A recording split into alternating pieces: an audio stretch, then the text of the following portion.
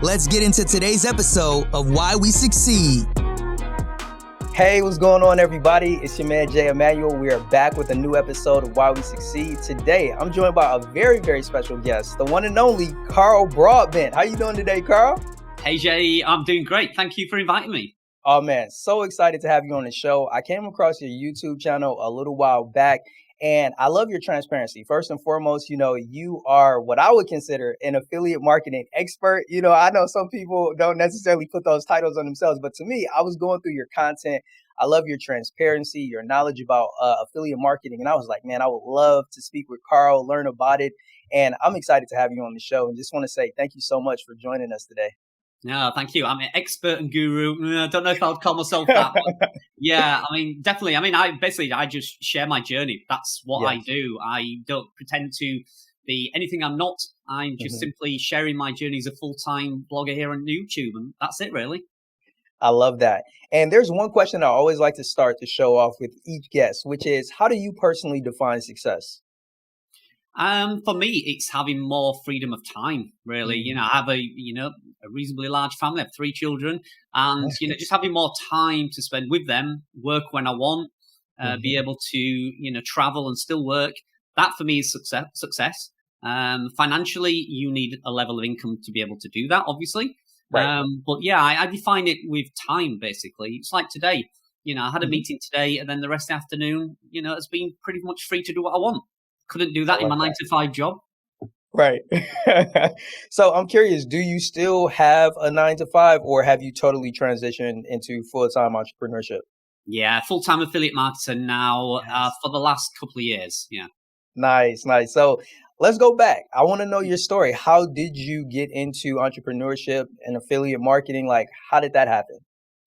Probably like a lot of people, I was just searching online for how to work from home. Basically, I was in a managerial job role in a big restaurant chain. I'd worked really hard for the last 7 years to get to kind of up to area manager level, and I was doing really good. And then I was called into an office one day with around 20 different managers, and they basically said, thanks for all your hard work, but we sold the company. So it was pretty much like, okay, what do I do now? So I went home and I thought, okay, well, first of all, I need to get another job. So I started applying for other managerial jobs, which was pretty good because I got one fairly quickly. Okay. I kind of thought to myself, do I have to start this whole corporate ladder process again? Right. At my age, I was just like, I think then I was probably 45 then. I was like, I don't want another 7 years to get to where I was before. I just thought there must be something better to do. So I just started searching, how to make money online. I went on YouTube, and I was really fortunate to kind of fall in the lap of really good people, really trustworthy people that were making money online. And they gave me no false expectations. They just, give me some reality checks of how long it's going to take, what I can do. And again, it basically went from there. I just got really hooked on it, get really interested on it. I started my new job. But I started to build the online career as well at the same time. And it kind of snowballed from there. Oh, man, that's amazing. So one of the things that comes to mind is when we talk about going on YouTube, and especially when we're searching how to make money, there are it seems 1,000,001 different avenues and directions and things to try. And I'm curious, did you ever get to a point where you were trying a bunch of different things, or did you happen to immediately hone in on affiliate marketing and, everything just worked out? Yeah, it was blogging, first of all, building a website and writing content. That's kind of what I fell into. I could have quite easily have fallen into e-commerce. I could have fallen into drop shipping, but I just happened to stumble across, it was Alex at WP Eagle. I stumbled across his channel, and he basically had a video out, which I think he still has, which is about 4 hours long, that is simply how to build a website from scratch. So I sat on my computer and I thought, okay, I've got today's free. And I literally, on my phone, pressed play, and on my laptop, did what he said. And I started about 9 a.m. in the morning. And then the wife got home about 5 p.m. and I said, look at this, I've built a website. She was like, what? I know I'm not tech savvy. I am not educated in that kind of thing at all at the time. So she was just amazed. She was like, how have you done this? Did you buy it? I was like, no. Did you get it off GoDaddy or something? Like, no, I built it from scratch. And it kind of took off from there, really. I was like, okay, you can do this. And I started kind of building a blog around a passion hobby that I had. And Wow. it kind of took off from there. I got that bug when I got that first sale. Right. And, like $1 or something. I was like, that was it. Mind blown. You cannot Right. Like, yo, this actually makes money. yeah, I wasn't scamming everybody. I wasn't, dropping links everywhere. I just wrote some Right. content and a few people started to click it. And that was it, really. Yeah. Took That's it amazing. from there. I love that. And you brought up something else that I know a lot of our audience can relate to, which is not everybody is tech savvy. And some people allow that to hinder them from moving forward. And I'm curious, how were you able to overcome that obstacle, knowing that you weren't tech savvy, but you're like, hey, I'm going to try this anyway? Yeah, I mean, at the time, it was simply just learning as I go. So, I made a lot of failures like most people will do in your first site or your first couple of sites even. And even looking back after 2 or 3 websites, I still don't feel that I got it right until about maybe year 2. And then I kind of go, okay, this website is decent. This is credible, is this website. I certainly made loads of mistakes in the past, but I was just watching YouTube. I was, I took a couple of courses. And I just self-taught, really. That's literally it. Yeah. Now, I mean, now as my journey's progressed and my websites are bigger and stuff, I do call upon people to help, and I do pay for resources now to help me. Nice. IT specialists, a close friend of mine who runs a hosting company. So I do call upon people like that now. But in the beginning, we just learn by mistake. That's all it was. And that's so important. I feel like a lot of times people feel like if they're not already an expert, they can't do it. And I love what you're sharing with regards to your experiences. Like, hey, I'm not tech savvy. I didn't know how to do this. I just decided, hey, I'm going to watch these videos. I'm going to teach myself. And hey, I may make some mistakes along the way, but this is something that I want to pursue. So I really appreciate you for sharing that, because it lets everybody know that you don't have to be an expert. You can give it a try. You may make some mistakes, but just keep pushing forward. Yeah, I mean, one of the biggest things that I still live kind of by this motto: just keep things simple. That's it's as simple as that. Just dial it back. You don't have to. If you watch too many YouTube channels, you'll go down the whole route of so many different things. When really you just need to focus on getting basic. If it's blogging, basic theme, great content, hit publish. Right. I make it as simple as that, really. I love that. And I'm curious, can you elaborate a little bit more about how you simplify that process? Because I think you hit on a good point. A lot of people have the tendency to overthink things or make them more complex. So what's your process for simplifying? I think the key for me is less is more. So less plugins, less paid tools, less premium, this, that, and the other. For me, it's all about, like I said, basic theme, good research, write good original content. And hit publish. I don't use many SEO tools on my websites. I don't use SEO plugins. I have in fact, most of my websites run with about 4 plugins. So I just keep everything as simple as possible. And that way your mind isn't cluttered, because sometimes you don't see the success and you think, oh, it's because of that. I haven't got the premium on that tool or that plugin. And it's nothing to do with that. So yeah, I mean, depending on what you're doing, obviously, if you're e-commerce or drop shipping, then it's a little bit more technical and you need to get some things right. But if you're writing content and you're looking for affiliate commissions and display ad revenue, keep it simple. I love that. So I kind of want to get a little bit more information about the form of affiliate marketing that you do. Can you explain what the process like? And mainly for my audience, I think I have a cursory understanding. I'm assuming it's like affiliate websites. Is that accurate? Yeah, so now personally, my Cal Broadbent brand has expanded, and I do a number of things now. So, my original core business, which still is currently, which is niche websites. So that would be building a website around a particular topic. Let's say going camping. Then you write great content to help people answer questions. And then in that content, you can link out to products that might help them solve a problem. For instance, let's say their tent isn't waterproof. Maybe there's some spray or some product they can put on their tent that will make it more waterproof. And then you link to that product. When they click through and buy that product, you hopefully then make a small commission. Then on top of that, we have display ad revenue, where within that content, there'll be some display ads that appear and you make revenue from those as well. So that is my core business that I started with, and it's still my core portfolio is that. I However, love my it. affiliate marketing business has Mhm. expanded into many, many different things now. That's wonderful. So let's speak from the perspective of a beginner, right? Somebody's Mhm. listening to this, they're like, okay, I've been creating content and now I want to make some money. What would you advise them if they choose to go down the path of affiliate marketing? I think the main thing you need to do is just really focus not on the money, not on the products, not on the money, on helpful, being helpful to your Mhm, audience, your visitors, and the money does come. You mhm, will find avenues to monetize. It could be anything from a digital product to linking to a product on Amazon to an ebook.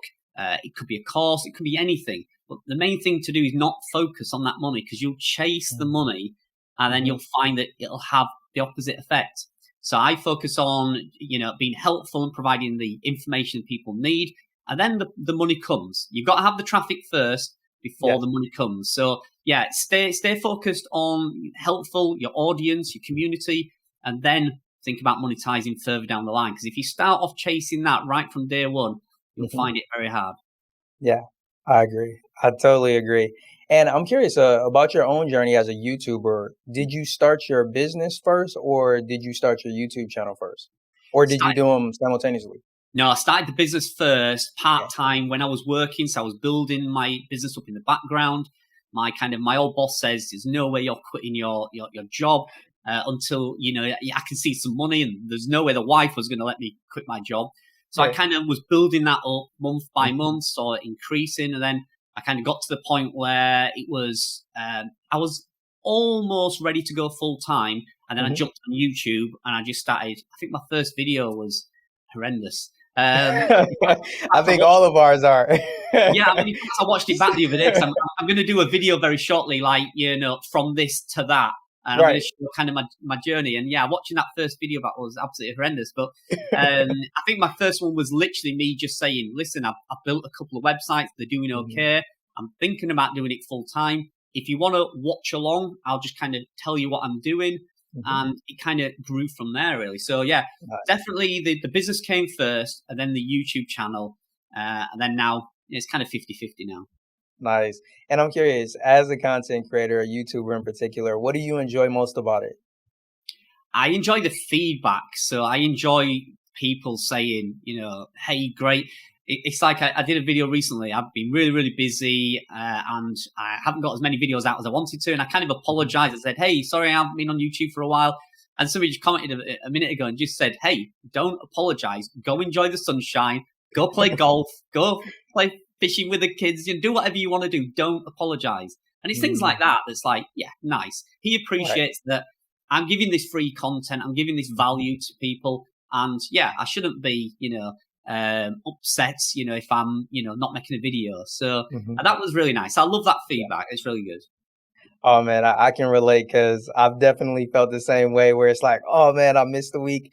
Whether it's putting up a video or putting out a podcast or sending an email to my list, when I don't do it, I just actually just last week, like I had some things going on and I couldn't send out an email, and like I sent out a tweet like, man, I know I need to do this, but I didn't do it. And similar to you, I got some feedback. Somebody sent a message like, yo, don't beat yourself up. Yeah.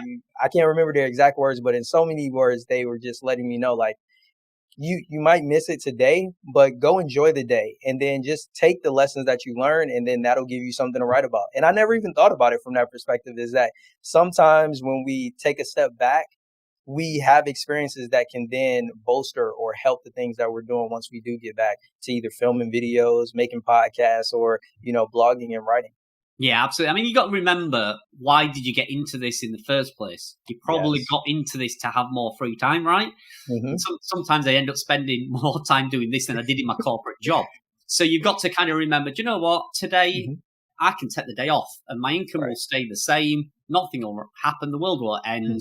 Hmm. Let's just go fishing with the kids. Let's do Yes. something. And you got to remember, that's why I always say to people that, when they're Hmm. really struggling, and they're worried they're not getting to where they want to be and stuff. I just say to them, just remember why you started it in the first Mm. place. You maybe hated your job, you maybe was working every hour, you maybe didn't have enough money. That's the Hmm. reason you got started. So that should be enough to, I've encouraged you to push on through, or, stop and reflect why you're actually doing it in the first place. That's so good. And I'm curious, along your journey, what have been some of the challenges or even some of the limiting beliefs that you've had to overcome or are still working to overcome?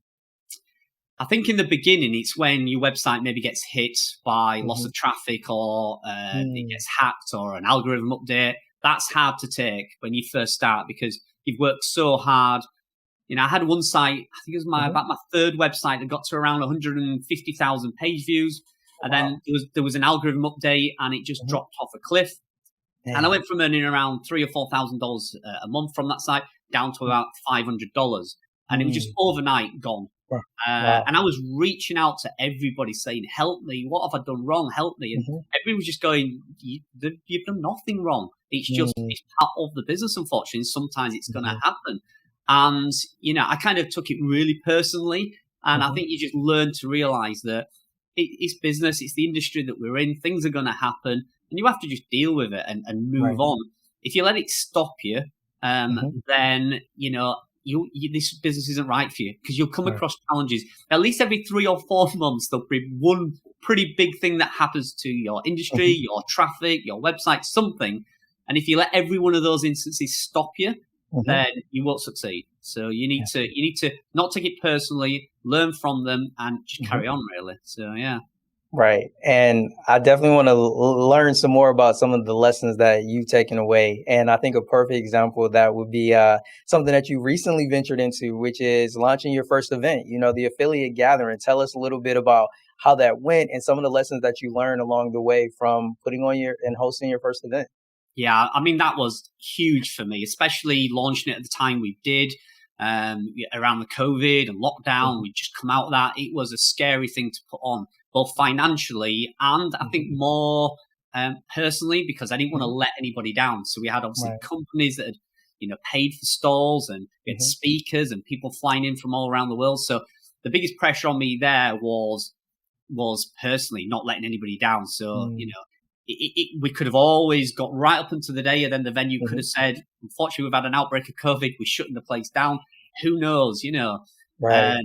So we had to put as many security measures in place that we could to try and Hmm. cover everything. But there was always a chance that something could go wrong. Hmm. Thankfully, it didn't. It was Right. one of the biggest, best things I've ever done in my life. Um, Financially, like I say, it was a big investment for me financially to cover Hmm. this if it all went wrong. But I was at that point where it's like, okay, I'm going to risk this amount of money. If it doesn't work, Yeah. that's what I lose. That's fair enough. And I took the risk, and thankfully it paid off. And Hmm. it was a wonderful day. Yeah, I mean, Yeah. I don't think there's been anything like it. Certainly not here in the UK. It's Hmm. very focused on. It's called affiliate gathering for the one Yes. reason. We wanted to gather people together Mm. just to talk and meet new friends and Hmm. network and socialize and have a good time. And that's what it came off as. Obviously, there was educational stuff. You could learn Hmm. things, but it was mainly to get people in the same room who's Hmm. been locked behind a computer screen Right. for God knows how long, typing away. Yeah. It was great just to put some faces to the names that I see on my Hmm. YouTube channel. And, we had YouTubers there, we had bloggers, Hmm. we had business Nice. people. It was great. Yeah, it was a fantastic event. That's amazing. And that's not easy putting on events. Like I have friends who are event planners and some of the stories they tell me just kind of make me shudder. Yeah. So, you kind of being outside of your comfort zone, putting on this event, I think it goes back to something that you mentioned earlier is having people along the way to help you. And I definitely want to give you the opportunity, who helped you with this event to make it all come together. Yeah, my event manager, who's the co-founder of it as well, she literally, I'll be honest, she probably did 99% of all the hard work. I was kind of the face and the one that everybody would blame if it went wrong. Um, but she was incredible. We worked very Mhm. closely for the whole. It took almost 10 months of planning to get it Wow. ready, Wow. and it was coincidental really. She Mhm. does event organizing, and Okay. I was having a conversation. I was having a coffee with her husband, who's Mm. an affiliate marketer, and Mhm. he just said, we were just talking for ages, and she said, "Do all bloggers and affiliate marketers just chat whenever they get together and talk Mhm. shop?" I was like, "Yeah, we do." And she was like, "Do you think other people would talk shop?" And I was like, "Yeah, Mm. they'd love to. I'd love to ask you questions about your business. You'd love." Yeah. And she said, "Well, why don't you put something together?" And I was like, I Mm. have no idea how to run an event. And she said, Right. I do. That's what I do. And I was like, okay, let's roll with this. And then, Yes.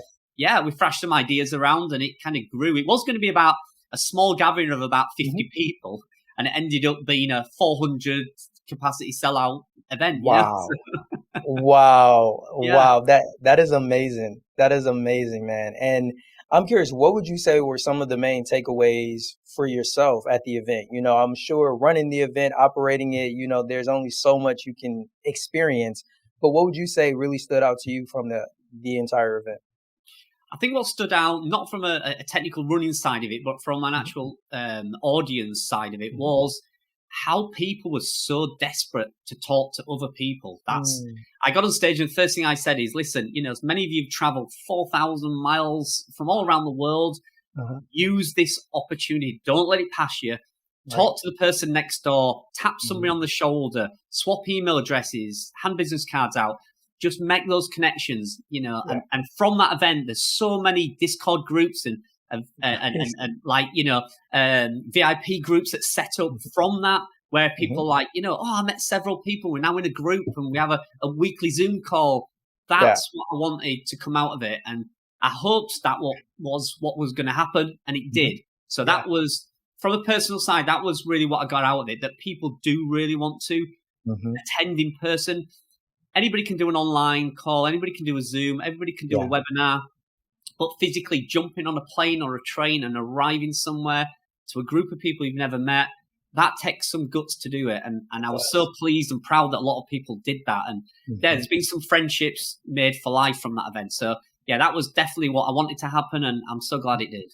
I love that. And I think this gives us the perfect opportunity, right, to talk about doing new things. And a Mm. lot of the people who tune in to our podcast are content creators who have yet to monetize the things that they enjoy doing. Their content, whether it's blogs, whether it's videos, whether it's audio podcasts. And would love if for a moment you kind of took yourself back. If you were starting over as a beginner, you had yet to make that first dollar, right? Yeah. What are some of the things that you would do a little bit differently when it comes to entering into the affiliate marketing space? I think I've always had a lot of kind of business knowledge and entrepreneurship within me. So Hmm. I think you do need to have a little bit of risk. You have to have maybe a bit of a risk taker to kind of get into this business, because at the end of the day, you don't know if it's going to pay off. Right. You work really hard. Some people build some fantastic websites and some great communities, but don't enable to monetize it or get out Hmm. of it what they want.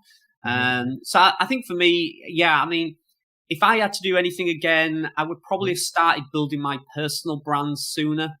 Okay. My portfolio website does bring in Hmm. pretty much 50% of my income, but I Okay. would have probably started on my personal brand first, Mm. getting out there, getting on more podcasts, more webinars. Hmm. I would have done a lot more of that sooner, Okay. so that when I did pop up with a general YouTube video, somebody would know who I am. Because, Yeah. right at the very start, you've got like 10 people watching your video thinking, who the hell is Mhm. this guy?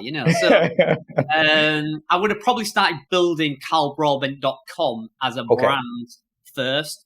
And I think that would have helped me out later. But I was very Hmm. lucky that I did build a community and a brand pretty Hmm. quickly. So when Yes. I did the affiliate gathering, I had a Hmm. group of friends like, Ricky and Jim from Income School, Alex from Hmm. Blue Eagle, John Dykstra, Morton from Passive Income Geek. I had a lot of friends in the community. So it was a lot Hmm. easier for me to reach out to them and say, hey guys, Right. I'm doing an event. Do you want to turn up? Hmm. I think if I hadn't had a bit of a brand, they'd have gone, who's this guy? Not Right. turning to an event that's never been done before. These guys. So, yeah, if I'd have known that I was going to run an event, I'd have started Hmm. building my brand sooner. And if I'd Okay. have known what income I could get from affiliate marketing rather Hmm. than blogging, again, I'd have built my brand, personal brand up sooner. Okay. Yo, that's really helpful. I hope you guys are taking notes because I've heard the importance of building a personal brand. And similar to you, I took the approach of doing it the opposite way, where I started to build content first and Mm. then started to focus on a personal brand. And I can definitely attest to what you're saying. If I could go back and do things differently, I definitely would have done that differently as well by starting to establish the personal brand and then branching out into the content from there. So with that in mind, what would you feel like should be maybe like the first 2 or 3 things a person should do to establish that personal brand before focusing on the actual content they're producing? I think one of the best things you can do as a personal brand is kind of be known for something. Okay. So, what do I stand for? What does Carl Broadbent do? Mm-hmm. And if that's just you getting on a YouTube channel and saying, listen, I'm going to show you what I do and I'm going to be honest about my journey, or whether you're somebody who's going to say, listen, I've had a business offline, but I'm now going to put it online and build a course around it. Just be open and honest, kind of what you are going to do and what they can expect from you. Because often, people will follow somebody and expecting a certain thing and then get something totally different. And that's not building a great community and a good rapport with people. So I would kind of, if you're going to launch yourself into the public market space, be known for something, whether it be keyword research, you may be a great podcaster, you may be great editor of YouTube videos. Get that known. Let them know, hey, this is what I do. I'm pretty good at it. And hopefully, if you're interested in that, come along, follow me, I'll help you. And I think that way you build your brand around an audience that's really, clued up to what you do. Does that make sense? Right. And it kind of reminds me, and let me know if this is what I took away from what you said, but I could be wrong. And if I am, definitely let me know. When you were talking about starting your business and your YouTube channel, you mentioned that you started your business first and then you started your YouTube channel. However, when you started the YouTube channel, it was to say, hey, come along with this journey with me. I'm doing this. I'm going to share some of the things that I'm learning along the way. And is that accurate? Like the fact that you weren't saying, hey, I'm an expert, do what I do, but hey, I'm learning this and I want to share what I'm learning along the way. Was that the approach that you took? Yeah, I mean, I think I kind of there was kind of a twofold part for me starting. I think because I had websites that if they got traffic, I earned money. Then I thought, okay, if I share what I'm doing and I'll show some of my websites, people are going to click through to them websites. And if I don't make money on YouTube, I'm going to make money from people visiting my websites. So that was kind of, in my head, my business head was kind of like, this is twofold. I could get YouTube revenue and I'll get traffic to my websites, and that works hand in hand. It kind of semi-works because you also, if you're sharing websites, you get people copy your websites and you can get hacked easier and things like that. So that kind of had a double-edged sword kind of thing that I did get traffic to it and it did really good. Also, I was very vulnerable doing that. So I had to quickly adapt and go, okay, if I'm going to do this on YouTube, then I have to be prepared if I'm going to show a website that's going to happen. Okay. And if that's going to happen, fair enough. Let's use that opportunity and I'll create loads of great YouTube videos. How my website got hacked, how my website got copied. So, I kind of thought, I'm still going to win somewhere, whether it be the traffic on YouTube, the YouTube revenue or the traffic on the website. So, I think that was kind of how I got into it. I like that. And I like the fact that you say, hey, I see the risk of doing this, right? Those vulnerabilities and learning how to use it to your advantage. And especially the example that you just gave, people would love to hear about, oh man, you got hacked or, like something, crazy out the wall happened. And it gives you the opportunity to not get so serious when it does happen. Cause I'm sure nobody wants their website hacked. Nobody wants to experience the negative or, the setbacks. But being able as a content creator to say, hey, I can actually use this to my benefit and it can actually be something that will help my audience as well as be a benefit to myself. Yeah, I mean, listen, if you want to earn money and build websites and do affiliate marketing, you can do it in the quiet of your bedroom with nobody, no face to it. Nobody knows who you are. You can do that. And especially with blogs. I mean, I have dozens and dozens of friends now. I have one gentleman who lives just down the road from me, and he earns around $300,000 a year from one website, and he just sits in his bedroom and he writes like 1 or 2 articles a week, and he's been doing that for 7 years.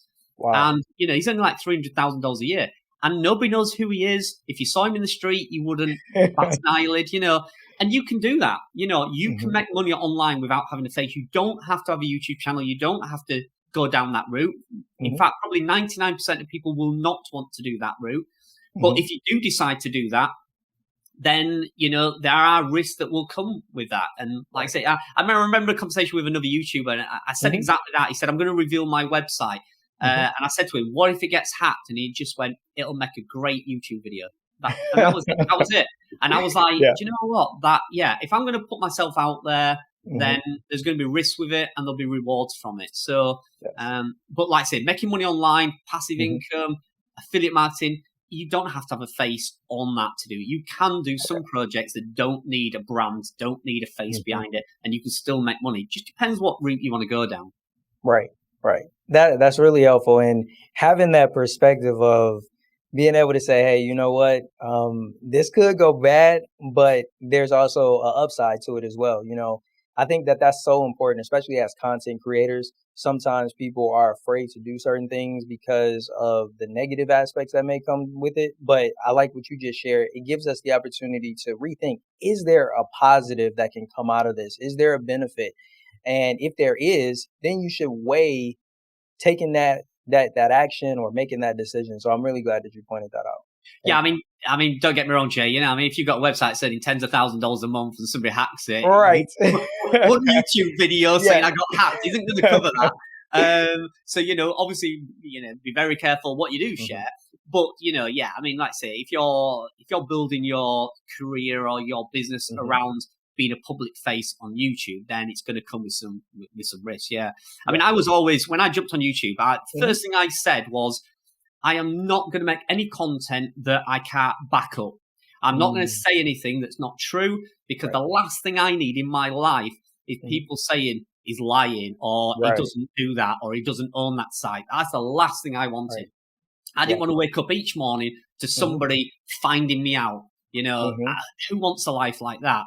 So I literally just said, listen, this is what I do. If it works, I'll tell you. If it doesn't, I'll tell you. If I make money, I'll show you. I do full income reports. My accountant goes crazy that I put income reports online. I share everything. And sometimes that can be negative. Sometimes people go, look at him showing off how much money he's earned. And then they can get people going, well, you're not very big. I know John Dykstra earns 10 times what you do. So, there's risk with everything. And, there's feedback that comes from doing that. But I just said, if I'm doing it, there'll be total honest transparency. Yes. And that's all, because I didn't want to be labeled as the guru or anything like that.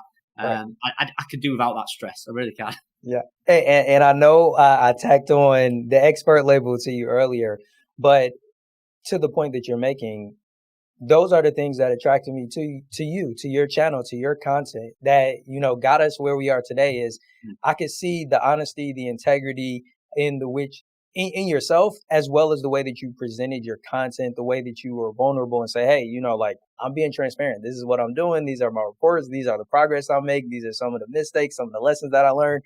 And that really resonated with me. And I would love for you to just speak to, everybody that's tuned in, and just let them know how important it is to have integrity, to have character, whether it be as a content creator or as a business owner. Yeah, I mean, there's people will find you out. Trust me. If you lie or write poor content that isn't correct, online is the best world in the place to be found out instantly. And people can research things. If you write something that's incorrect, people can research it, and you will get people contacting you on your contact form and email you saying that is incorrect. There's even penalties that can come from Google if it's incorrect. So, you will get found out. And trust me, just, if you're going to go public and you're going to be, have a business that's got a face to it and a brand to it, don't risk ever lying about anything. The headache isn't worth the reward. It really isn't, So it's kind of that thing in it where criminals say they're always looking over the shoulder. Right. You don't want to be that person online where somebody goes, wait a minute, you said this in a video, and then now you're saying this in a video. Right. If you get something wrong in a video, do a video and say, hey, a year ago I reported that you should be doing this. Yeah. I got it wrong. You shouldn't be doing that. Don't do this. I've taken videos down. I've made apologies. I did one recently. I did a video about Ezoic and a feature that they had, and it was a new feature, and I was using it. I thought, great, I know everything about it, and I reported on it. And then kind of somebody from Ezoic said, actually, you got some facts wrong in there. And I was like, okay, is it misleading? They were like, yeah, a little bit. Right, took the video down. Done another video, and the first opening sequences hey, I got something wrong. And then I explain what I got wrong and why I'm redoing the video. There's nothing wrong with that. Everybody makes mistakes. Right. And I think sometimes that transparency is going to actually do you a favor. Yes. Honesty, integrity, the willingness to take responsibility. Like those are the things that should be foundational, right? In life, but as content creators, people who are influencing other people and definitely as business owners as well. So, like I said, that I really, really value that in you. And, it's great to meet other people who have that level of integrity, that level of character and, are genuine, are willing to say, hey, my bad. Like let me get this right. I did make a mistake and I'm willing to take responsibility and help you guys to, correct any mistakes that I may have made with the information that I share. I think that that's absolutely paramount. You've got to think you're affecting people's lives. People are investing money sometimes in what you say. People investing their time, their hopes, their dreams. Yeah. Some people even quit their job on what you say. So you have to be absolutely sure that the advice that you're giving them is honest. I tend to say, when I'm talking about advice like timescales, I literally usually say, how long you think it's going to take you to do it, double it. However much you think you're going to make, half it. Things like that, because you just got to put them realistic expectations in place, so you don't want to mislead people. Right. That's so important. And when we talk about affiliate marketing, right, for those content creators out there who choose that path, what would you say is a vital skill to develop to be successful as an affiliate marketer? If it's affiliate marketing, it's usually around products or services that you're going to recommend. And my one advice on that is use those services. You test whatever you're going to say or promote. You have to be using it, or you have to have tried it. It's very difficult to say, this is an honest review about such a thing, and you've never used it, because people, again, will find you out really quick. When you get that comment that says, okay, so can you do that? And then you've got to quickly research, can you do it? Because you're not using the product. So, I would always say, try to, use the product or the service. And if you're not using it, then, it's fine sometimes to do a review about it, as long as you're honest and open and say, I've not used this for long, or I've just started using it, and here's some of the things I've found with it. So, try and, be really original with what you're doing. There's so many kind of copycat, things out there that you can do. It's just not worth it. You have to be the one that's original. You have to be the one that says, okay, nobody's gone after this by this standpoint. I'll give you an idea. I'll give you an example. Yes. So let's say you're writing, you've got a niche website and you're writing blog content. So you're writing written content with the hope that somebody's going to read it. You've solved the problem. They're going to click a product and they're going to go buy it. Most people will do something like top 3, let's say, wheelbarrows for gardening, right? That's how people will go about it. Sometimes they will do, let's say there's a wheelbarrow called, I don't know, Elite Wheels. So you go, here's a review about Elite Wheels. It's the best wheelbarrow ever. It's fantastic, blah, blah, blah, blah, blah, blah, right? Another way you can do it is actually find like the worst product and you review the worst one and be really honest why it's so bad. And then say at the end of it, I do not recommend this wheelbarrow at all. However, this is the one that I choose. So you're not going after the one product that works and sells because everybody else is. You're going after the wrong ones, the bad ones, but then you're giving a great recommendation at the end, which one really is the best.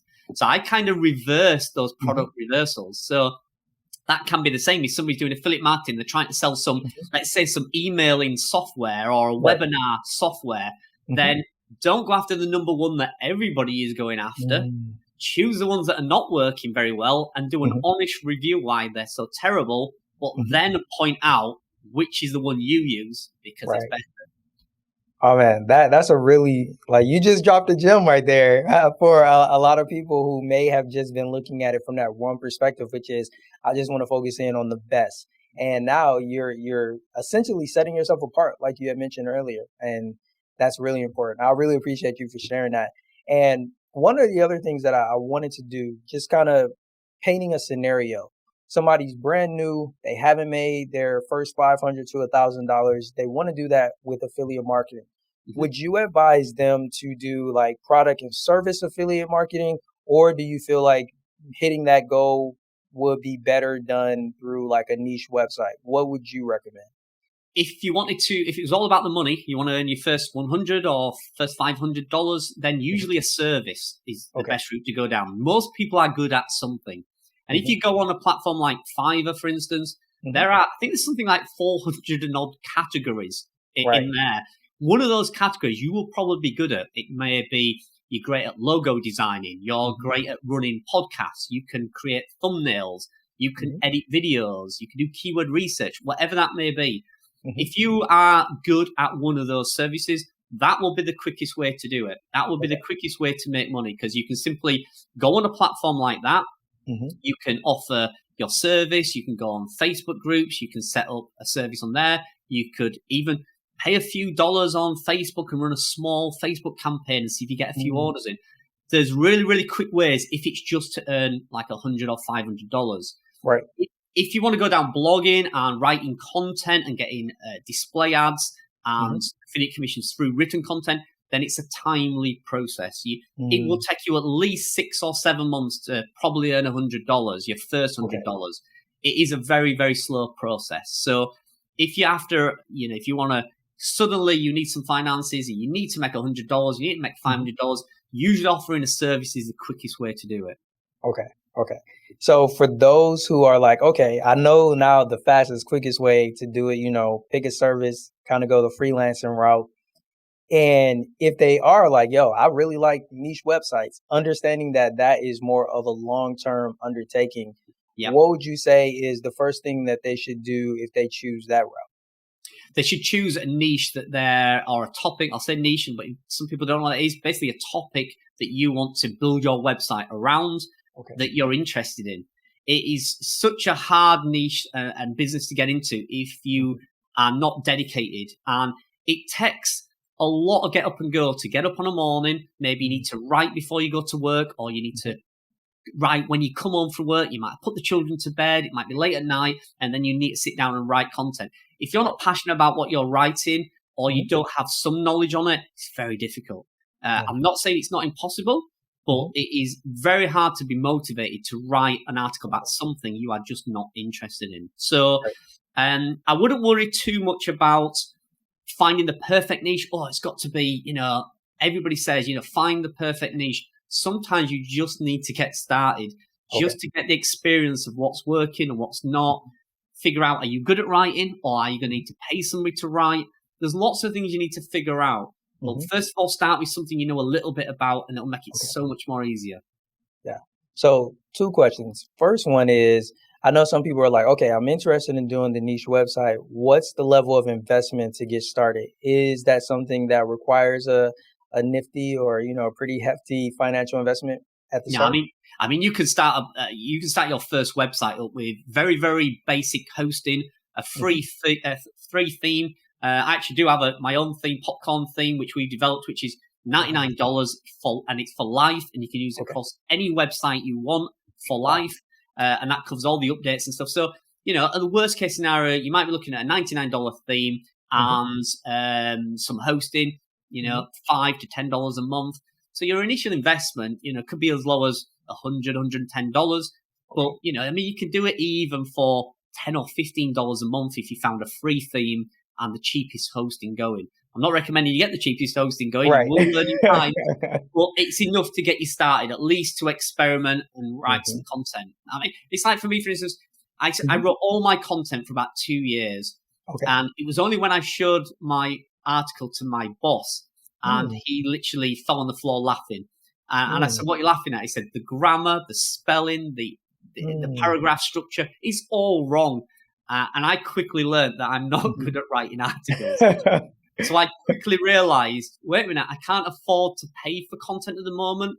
But what I can afford is for somebody to proofread my content. It was cheaper to get a proofreader and pay somebody $5 or $10 to proofread my articles than it was to outsource an article. So I quickly learned that was a good route for me to go down. I like that.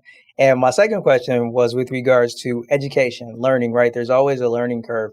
Do you recommend people at the start for building a niche website, get a course? Like, what route would you take when it comes to the self-learning, the teaching, the learning aspect of it? Yeah, I mean, in our industry, and especially on YouTube, there's a big kind of argument always about, you shouldn't buy a course. There's free content out there.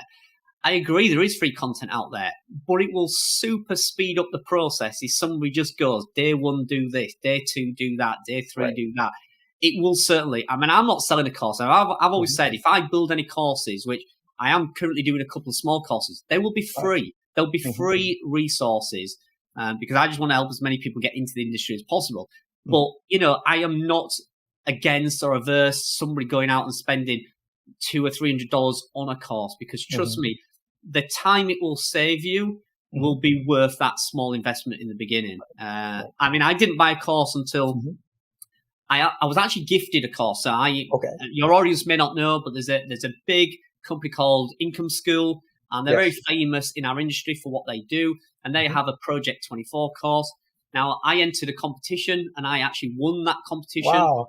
And those guys flew over to the UK, and I got a couple of days one-on-one tuition with those guys. Oh, man, that's amazing. Yeah, I mean, that kind of launched me big time into this business, because at the time I didn't have the facts and figures. I didn't know how much I could earn, and is it even possible? So they kind of put some light into, what is possible, and convinced my wife that it's possible. And through winning that competition, I got that one-on-one tuition, but I also got free access to their course. Wow. And I did the entire course. And my son has recently got into the world of blogging. He kind of wants to do what I do now. And the first thing I did was give him access to the course. I said, just do the course. And he came away a couple of months later and went, okay, I know what a backlink is. I know what a plugin is. I know what a theme is. And he just knew so much that it took me 6, 7, 8 months to learn. And I did say, after they visited my house and gave me that tuition, I did say to them, if I'd have got access to that sooner, I think I'd have been maybe about a year ahead of where I was. Wow. That's important. Wow. So another thing that I think is so important as a content creator, as a business owner, are the daily habits. What are some daily habits that you attribute to your success, both in life and in business? In business, you get up and produce content daily. There's no excuses. If I'm not hitting publish on an article, it drives me mad. I have to literally press publish every day, because without publishing, whether it be a video, you might be doing TikTok, you might be doing Instagram Reels, you might be doing YouTube. Without producing the content, your business doesn't grow. Right. So for me, it's that. In a personal sense, it's that entrepreneurial spirit of you need that inner strength to do this. I do think it takes a certain type of person to go, do you know what? I'm going to get up every day. I'm going to commit to this. And when it's not going well, I'm still going to do it. When I feel sick or I'm poorly, I'm in bed, I'm going to get up and I'm going to do something. It's that spirit, I think, that drives you through. And I don't think everybody has that, I must admit. I think there's far too many people that start a blog and within 6 months, I'm not making $500 a month, and they give in. It's not worth the hassle. 6 months of my life and I'm not earning anything. Yeah, it's part of the business. You have to see past that. You have to have that vision. So I think personally, I think you do have to have some kind of, intent to want to succeed. And I think if you don't have that, it's a tough business to be in, because it is competitive. It's the online world is growing quickly. And I think there are people out there that's hungry for that success, and you have to be equally as hungry. I agree with you completely. And the next thing that I wanted to ask you is, with regards to what I like to call like the goodie bag, what are some of those tools, some of those resources that you use to help you in your business? I use as many free resources as I can. For me, the majority of my business is publishing content. So I'm on Google and I'm searching for ideas and topics. I'm looking at my competitors. That's free information. If they're doing great, what they're doing great for. I use common sense. I've owned many bricks and mortar businesses. I've owned plenty of shops in my time. When I was 18, I opened my first business. Wow. And I was a bricks and mortar shop. And I've learned from that to look at things through the eyes of a customer. So if somebody's landing on your website, why have they landed on there? What have they come to see? What have they come to find out? What do they expect from you? Look at it through those eyes, because if you can meet their needs, then you're going to do really well. It's imagine you've got a shoe shop, you advertise shoes, you've got lovely shoes in the window, and then somebody walks through your door and there's TVs and refrigerators. Right. Okay, that's not what they come for, is it? Not at all. So you've got to think like that. If I own a website and it's about fishing, then there will be certain articles they will expect to see on that website.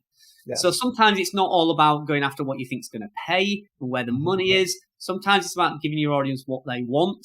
And as I said earlier in the video, in the stream, the money will come. The money will come later. So just give the visitors what they want and find that, and all that will come from just plain general knowledge.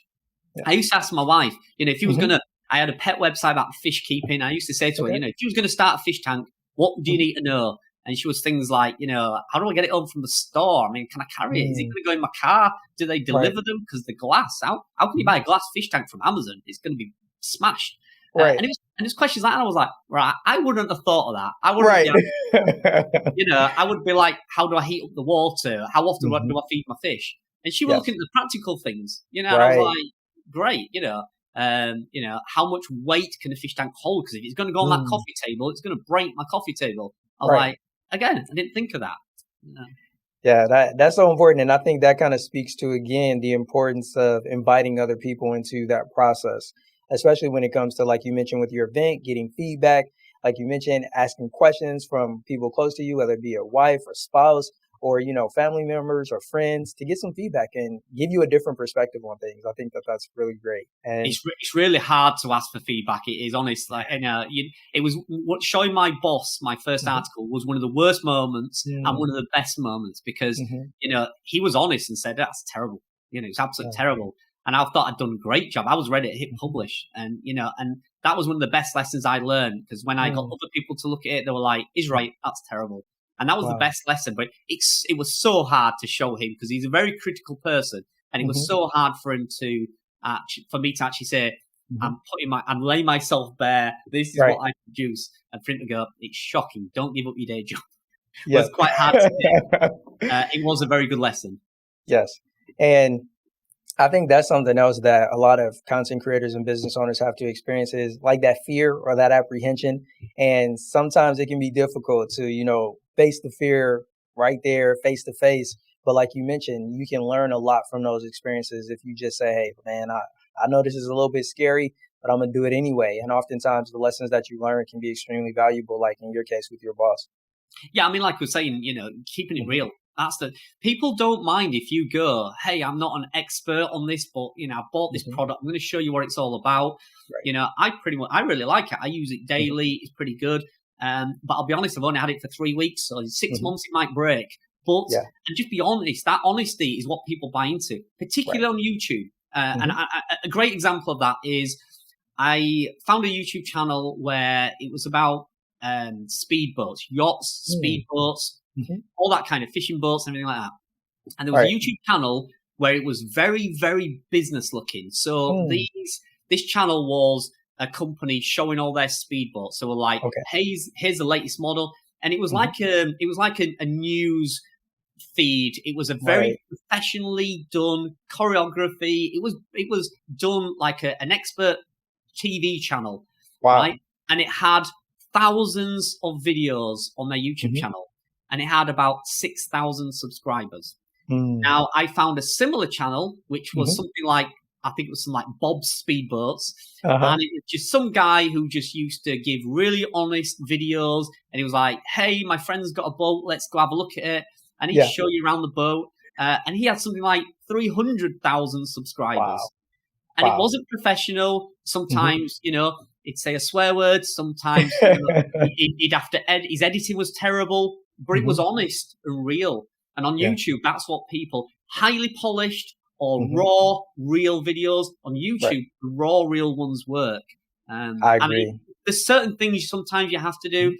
Sometimes if you are trying to build that brand, you might need to get the editing a little bit better and the sound quality better. But, YouTube is all about reality, real people documenting real things. And if you're doing that on affiliate marketing, that's great. Get that product, show them, but be real and honest about it. And then you can't get pulled up for being false or giving wrong information, because in the video you've said, hey, I've only had it a few weeks, Right. And in 6 months, if it breaks, great. Do another video and go, hey, I reviewed this product and it broke. 6 months later, it broke. There's your second video. There you go. And that's amazing. What it reminds me of is, the concept where they say know, like, trust. And I think when you take that approach of being real, being transparent, it allows people to get to know you. It allows them to start to like you if it's an interest that you guys share.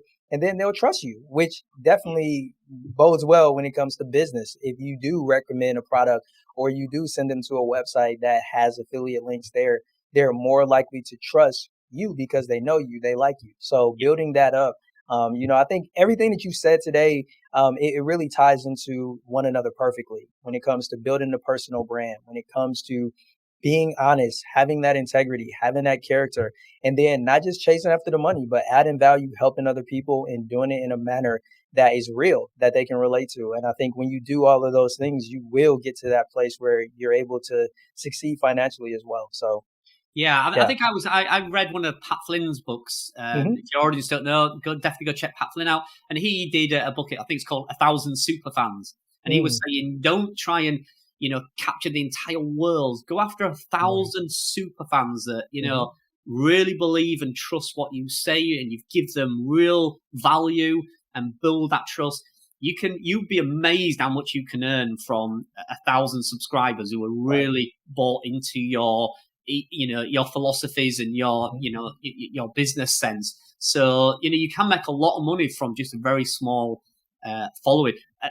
Emails. I have a relatively small email list compared to some of my friends in the business, but I have some of the best open rates out of all of them, because, when I send an email out, usually I try and send as much value out as I can. Yes. And that gets a better open rate. So I could earn more money from such a small email list compared to these guys with hundreds of thousands random emails on there that just unsubscribe every time they send an email out. So because I built that small, very dedicated, targeted audience. So important. So important. Man, Carl, this has been such a pleasure. I've learned so much from you. Before we wrap things up, I have a fun little segment I always like to have with my guests. It's called Pick Three. It's like a game. Essentially, the way that it works is I have a list of questions, and I'm going to ask you to pick a random number. And based on the number that you select, it will designate a question. I'll give you that question. You'll answer it, and then we'll do that 3 times total. That work for you? This is new, but let's do it. Yeah. Always something new, man. So I love it. So here we go. So there's a total of 16 numbers. You can select a random number between 1 and 16. Based on the number you select, I'll give you a question. So when you're ready, what's your first number between 1 and 16? Let's go with number 4. Number 4. The question is, if you woke up tomorrow with no business, what would you do? Wow, great question. If I woke up with no business, what would I do? Well, I'd have no income, so I would probably I'd probably have to get a job. But if it was starting afresh from day one, I would choose one thing to go after. I would either do one thing or focus on one project, one service, one offer, whatever it be, and just laser focus on that. Because that will keep your focus. In this business, it's very easy to go after all the shiny objects that are out there and all the different things you can do. I would get one thing and focus on it. I love that. What's your second number between 1 and 16? Let's go with 7. 7. The question is, if you could go back in time, what is one thing that you would change about your business or how you got started? Ooh, another good question. I think I've kind of touched on this a little bit, but I think I would have started off with building a brand from day one, whether that be on the website or whether it be personal for affiliate marketing. I'd have really focused on building the brand, because I think we've seen now with Google and other search engines, they're really rewarding brands. Somebody who stands for something, who's known for something. I think I'd have gone for building a brand much quicker than I did. I love that. And your last number between 1 and 16? Let's go with 11. 11. The question is, who would you want to join you in your inner circle? So, you know how they say the five closest people around you are the people that determine your direction in life? If you could pick those five people in your inner circle, who would they be? 5 people. Any people that you want. All right. Pat Flynn would be probably one of the first people Nice. I would love to get him in a room for half an hour and chat with him. There are a few people that's probably less known. I would like to talk to a couple of the YouTubers. Catherine Manning, I'm a big fan of hers. I would love to see how she's taken affiliate marketing kind of to a personal YouTube brand. I love that transition, and I love how she's done that. One of my good friends, Ricky from Income School, I would love to kind of partner up with him. He's such a knowledgeable guy, and I would love to work a little bit more closely with him. And he's got a great team over at Income School, and I'd love to be kind of a little bit more part of that inner circle over there. So, I mean, those are the 3 people that actually jump out and stand out to me. Yeah. All right. If you had 2 others, would you add 2 more people? You get a total of 5 if you want. I think it's people a lot of your audience may not know, but I think, I mean, there's numerous people. Shauna Newman is one. A lady called Anne from Yeez, YEYE.com, I think it's called. I'd love to get a conversation with Anne. She's somebody who's got a portfolio of like 20 websites and earns like 200,000 a month.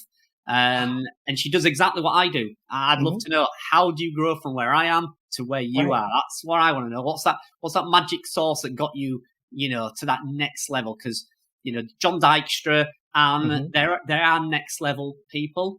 And it takes a lot of organization and a lot of team building and growing to get to that level. And I'd love to know, how do you do it? Tell me. Yeah. How long has she been doing it? I think a number of years, probably. I mean, I really don't know the number, but it's probably 7 to 10 years. Wow. But her income has just gone sky high. I think she's got something like 60 writers and 10 editors, and it's that is a huge team. I publish a lot of content. I publish around 300 articles a month. I think she publishes like double that. So I'd love to know the process behind how she does that. I think I know some of the tools that she uses, but I would love somebody to go, this is what I did, and this is how I built it, and this is how it runs. I mean, the day-to-day running of that must be, extremely time-consuming. I'd love to know, how she does it. So there's a few people like that I would kind of like to get a few quiet moments with. I can only imagine, man. Having those 5 people in your inner circle would definitely take you to a whole nother level. And I mean, there's so many people in IG. Matt Diggorsey, Neil Patel. Getting time with these people, is probably near on impossible. But I mean, the thing is, no matter who you get in front of, it can be somebody who's just started. Everybody can offer some value. Everybody can offer. You can learn something from most people. At the affiliate gathering, I had so many conversations, and in fact, I mentioned one today. A gentleman was there, Sean Mars, expert in SEO, absolute expert, and he said he walked away from one of the best tips he's ever got from somebody who's almost brand new. Wow! And he were like, if I learned anything from that affiliate gathering, he said it was that one SEO tip, and it come from somebody who's just started. Now, I wouldn't believe that, and he said he was blown away, and he's like, I've implemented that as soon as I've got home, and it's working great. Where he got that tip from, I don't know, but somebody just started and offered a world-class SEO person a great tip. So, information can come from anywhere. No, I apologize. Didn't mean to cut you off. Just saying, information can come from anywhere at any time from anyone, and it can be really helpful. Exactly. And all I was about to add was just, that's the importance of valuing other people and, just honoring what they are able to bring to the table, regardless of, what their popularity or their status may be in the eyes of, society or larger groups of people. Just acknowledging that everybody has some form of value, something that they can teach us. So I mean, like for me, coming on this video today, I've learned a lot about how you do your videos, how you do podcasts, your introductions, the way you hold yourself, so I can take away something from this straight away. And it's like, okay, if I do a video, I need to do a lot more preparation than I usually do. I usually just get on and say, hey, children are walking in the background, so everybody can learn something from situations. And, I've taken something away today. Wow, I love that. And Carl, this has been a pleasure. Before we wrap up, I just want to hand the mic over to you. Are there any questions that you'd like to ask me personally, or any last or closing words you'd like to leave our audience with? Just thank you for inviting me on. It's been an absolute pleasure. I love reaching out to new people, and this is one thing I would say. It's the reason I did the affiliate gathering. It's the reason why I push and talk about it so much. Reach out to people. This industry is very close knit, and you can be very secretive, but you can reach out to somebody. We can have a conversation, and I haven't told you what websites I've got. I haven't told you what affiliate programs I'm making the most money from. We can have a really engaging conversation, have a good connection. And I don't have to give you my secrets. You haven't shared all your secrets with me, So, I would just encourage people to, do more things like that. Join Discord groups, get in mastermind groups, if you like to call them that. Attend live events, join webinars, and try and reach out to people because, that support is there. You don't have to give away all your secrets. So, definitely connect. I love that. Definitely let everyone know how they can follow you, show you some love and support. Definitely let them know. Yeah, sure. So you can follow me on carlbroadbent.com is my brand. That's where you can find a lot of things. Also my YouTube channel, just type in Carl Broadbent and I should pop up. And then the affiliate gathering is exactly that, affiliategathering.com. There is another event. So it's on the 19th of May next year, 2023. This will be a second event which will be bigger and better. So, if you can travel, I know it's a big commitment for some people, but people found it really valuable to come over and connect in real face-to-face situations. So, you can find me over at affiliategathering.com. Perfect. Thank you so much, Carl. This has been an honor. I've learned so much from you. I know our audience has as well. If you're ever interested in coming back on and being a guest on the podcast, it would be an honor. Thank you so much for everything you shared with us today. I'd love to come back. Thanks very much, Jeff.